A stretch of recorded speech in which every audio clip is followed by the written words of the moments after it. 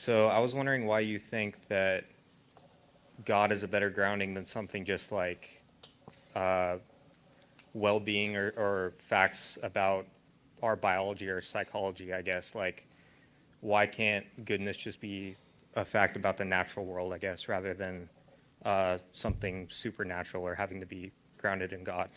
Oh, yeah, good question. Well, the question is whose well being? Our well being or the Nazi well being? Well, I guess human well-being, just as far as so like our health, our happiness, I guess, and that Right, there. but you see, that presupposes that human beings are valuable, and it presupposes that there is some sort of moral value to health. Why think that? Also, one of the things that he said was going back to it, Is that you, As his far argument. whose well being? as in God. Oh, yeah, good question. Well, the question is whose well being? Our well being or the Nazi well being?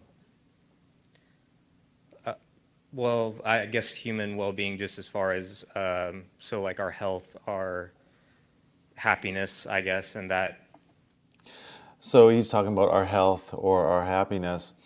And what Frank Turek talks about is, well, whose happiness is it? Because Stalin or Hitler or Putin will have a sense of pleasure out of doing something, and it may make them happy. So whose happiness are we basing the morality from, right? Because if we don't have a source of morals, and if moral laws require a moral lawgiver, and if these laws are universal, then the lawgiver must be transcendent, right? And that lawgiver is attributed to God because he is morality personified, right? He is absolute morality.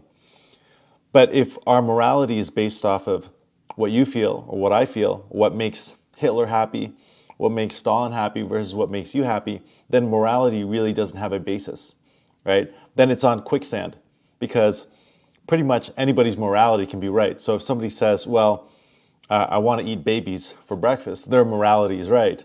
While somebody else says, hey, that's not good to eat babies for breakfast, right? So it really, this guy gets stumped right in the middle of it because he's finally realizing that his logic is actually hard to defend.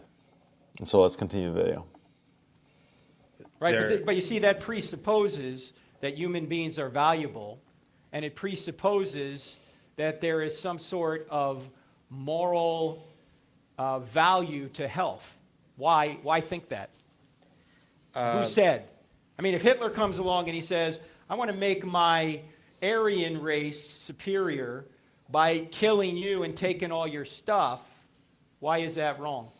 well, they would believe that that is well, and it would maybe be something that satisfies them, but it's not for obviously the people that they're harming. Like there are people that are being harmed in But that. why so is I it guess, wrong to harm people if there's no God?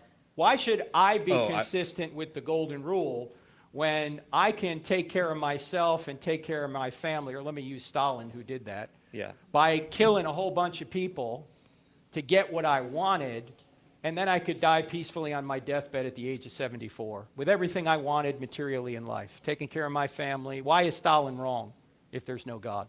I would say that it would just be rationally inconsistent. I guess like I could see if he knew that doing that would lead to a life that was good for him.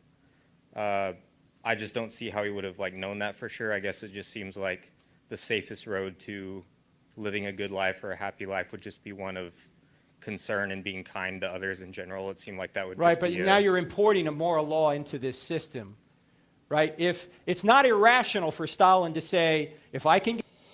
And this is often what will happen when somebody doesn't believe in God. They'll actually import morality from God into that situation despite not believing in God, not fully understanding that morality in and of itself is coming from God, especially if you're talking about objective morality. Because if morality is objective, and this person is saying that, oh, it's bad to harm people, then where do we even get that from? Oh, well, if we're just animals, then why do we have that sense that we should not harm people? Because we see all the time in nature, in biology, animals harming animals, right?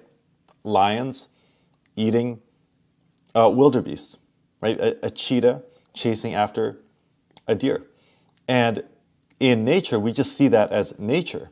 But how come for human beings, we see that as immoral? And there's a reason, because morality is objective. And if someone doesn't believe in a moral lawgiver, then they can't actually have objective morality. If you don't believe in an objective, unchanging God, you can't have an objective and unchanging morality.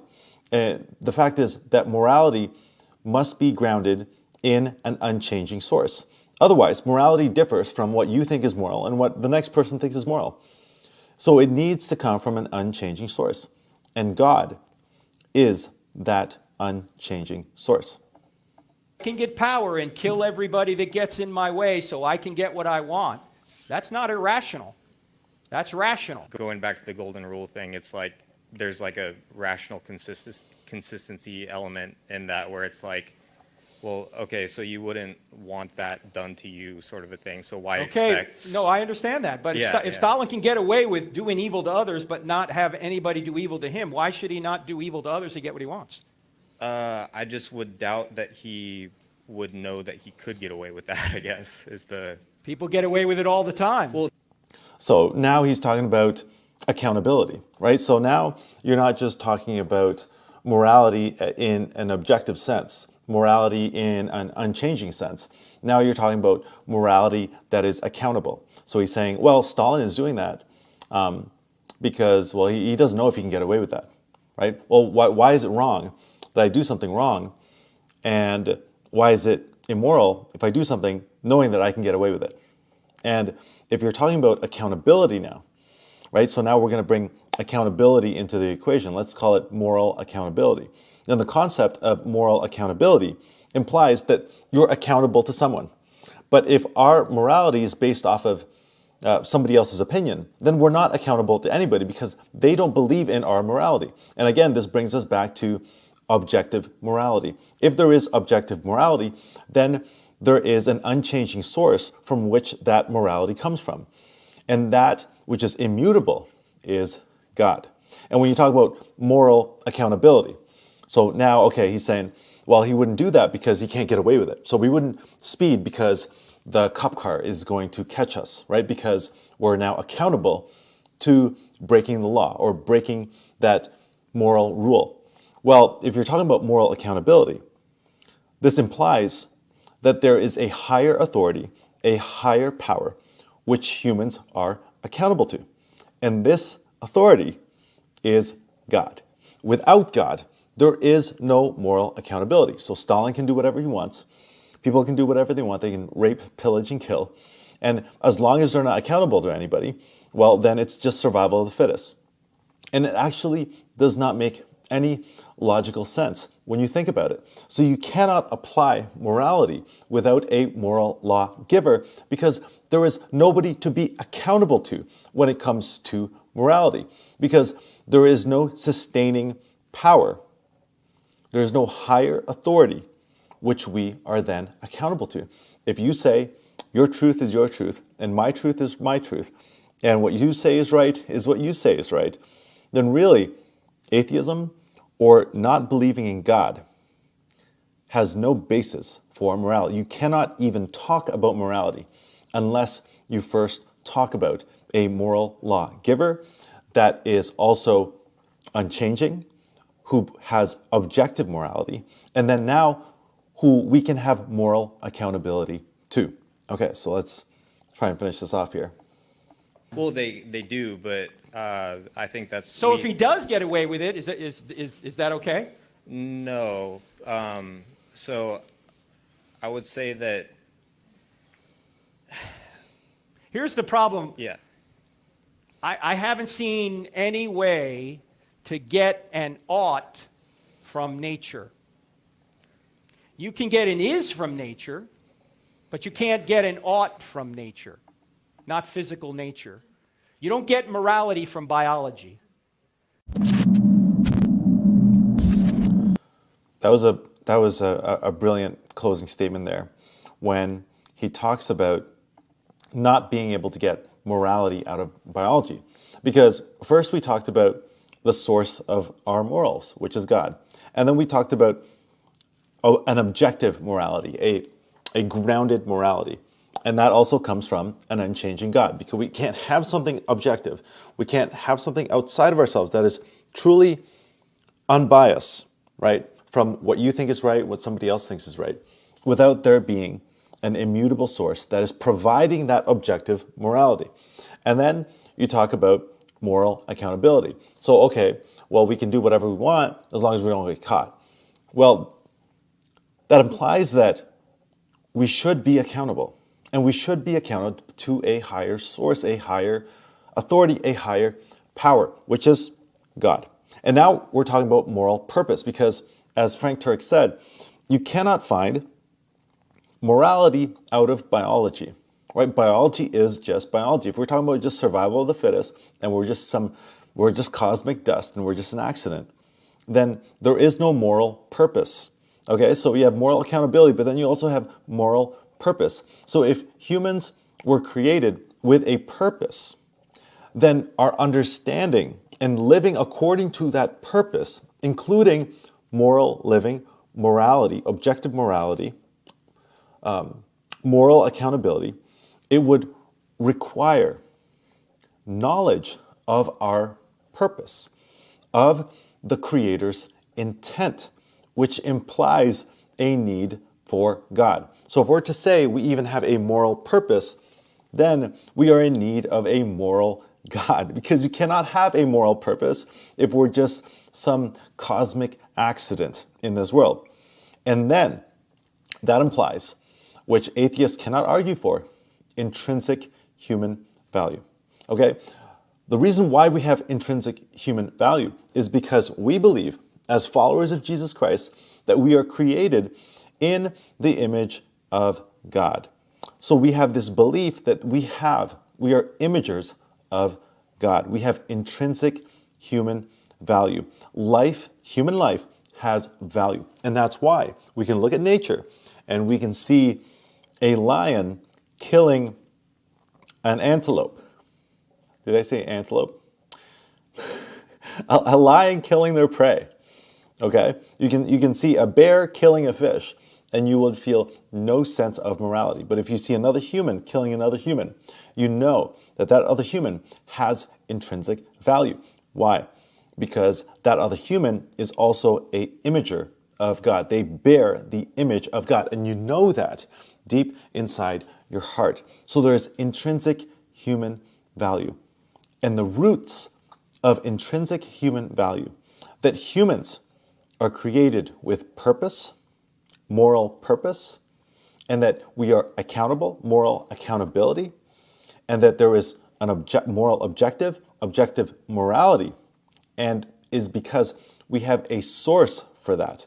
And we are created in the image of that source. We are created in the image of God. And it is God who bestows upon us moral worth. And that is why you cannot have morality from a naturalistic worldview. I'm going to quote here Romans 2:14. In Romans 2:14, hold on one second. Let me pull it up right here. In Romans 2:14 it says this, and I'll read from the NIV. It says this: "Indeed, when Gentiles who do not have the law do by nature things required by the law, they are law for themselves, even though they do not have the law. They show that the requirements of the law are written in their hearts. Their conscience also bears witness, and their thoughts sometimes accusing them, and at other times even defending them." So this suggests that we fully understand God has written that moral code into our hearts. So we understand right and wrong. And the reason why is because we're created in his image. In Proverbs 1:7, it states that the fear of the Lord is the beginning of knowledge. We know that knowledge comes from God, but knowledge apart from God will just drive us in circles. Because without God, we don't have a source of morals. Without God, we don't have objective morality. We just have bias, opinions of what is right and wrong. Without God, we have no moral accountability. Without God, we have no moral purpose. And without God, we have no intrinsic value. And we know, just as James, the half-brother of Jesus, said, that every good and perfect gift comes from above, coming down from the Father of the heavenly lights. That all good, including moral goodness, originates from God. John 15:5, it says, apart from me, you can do nothing. This doesn't say that we can do absolutely nothing without God. But what this means is that we are incapable of true goodness apart from God, because goodness comes from God. Now, we can act a certain way. We can, in fact, even do good things at times. But true goodness in our hearts, true selflessness in our hearts comes from God, because he is the source of that goodness. We see here also, I'm going to pull this up because I have a note here on Jeremiah 31:33. So let's read that together. This is the covenant I will make with the people of Israel. After that time, declares the Lord, I will put my law in their minds and write it in their hearts. I will be their God and they will be my people.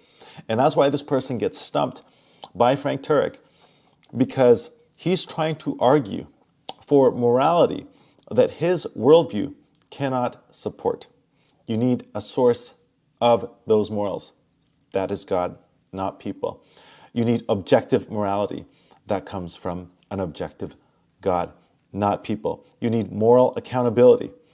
That comes from a higher power, a higher authority, not people. You need a moral purpose.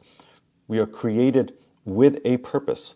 Understanding that purpose and living out according to our purpose, including having morality, living a moral life, requires the intent of our Maker, the intent of the Creator. And morally, we understand that we have intrinsic human value, and even an atheist will argue for this because they know in their heart of hearts that they are created in the image of God. And that ultimately is what separates us from the rest of the animal kingdom out there. The belief of an intrinsic human value, that the human life has intrinsic value because we are created, you are created in the image of God. And that, my friends, bestows upon us moral worth. Well, I hope that you guys enjoyed that video. If you have, let us know in the comments down below. I will leave a link to the original video as well, so you guys can go and watch it on your own. With that said, this is Pastor Vince Revo signing off, wishing you a good night, a good afternoon, a good morning. God bless you. And remember, keep Jesus first.